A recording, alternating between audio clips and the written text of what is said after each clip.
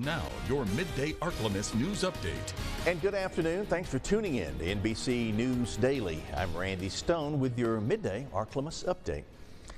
If you ever said that you could do a better job balancing the budget than elected officials, you're invited to put the state's money where your mouth is. NBC 10's Joel Massey has more on a new online game that has you doing just that. The Public Affairs Research Council, LSU, and The Advocate have teamed up to launch an online game where you can try your hand at balancing the state's budget. The game involves a list of budget items, each with a yes or no choice as to whether to include them in the budget or not. Each item also indicates the amount of money that it would cost or how much it would increase state revenue. You can lower the state sales tax rate, eliminate income tax, give corporations more tax breaks. You can increase the tax gas so you have more money for infrastructure projects. With each selection, a bar graph at the top of the page indicates the size of your budget deficit or surplus. The creators of the game say one practical purpose behind the exercise is to illustrate how daunting of a task it is for the legislature to balance the budget. Sunday night, a house fire claimed the life of a Sicily Island man. The state fire marshal says it happened around 11:45 in the 400 block of Peck Avenue. A 63-year-old man died in that blaze. His name has not been released. Fire investigators are still trying to determine the cause of that fire. Due to the extent of the damage, it's unclear whether the home had working smoke alarms, and that investigation is ongoing. Moving on to South Arkansas, a shooting happened over the weekend in El Dorado at a prom after party. On April the 26th, El Dorado Police Department was called to the municipal auditorium. A gunshot victim was en route to the hospital before officers could arrive. Upon arrival, they were met with a chaotic scene.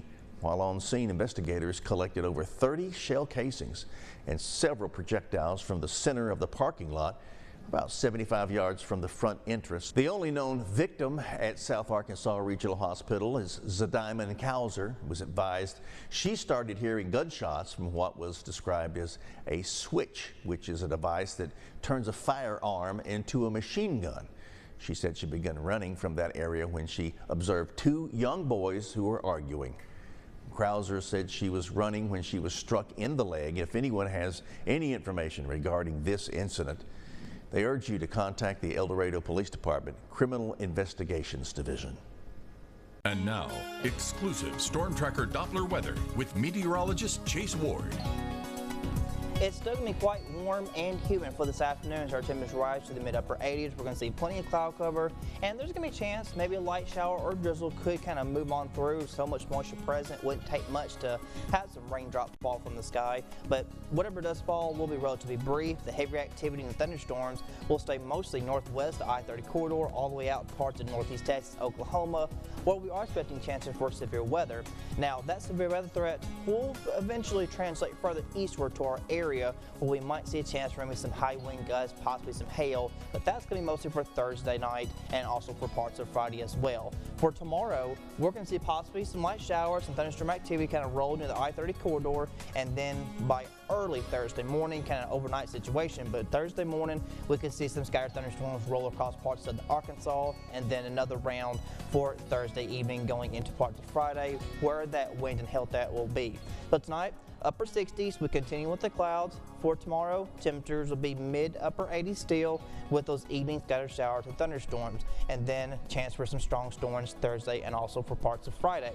Now, closing this week out into the weekend, we'll see clearing skies. Temperatures will be allowed to cool to the lower 80s and then back to mid-80s through next Tuesday.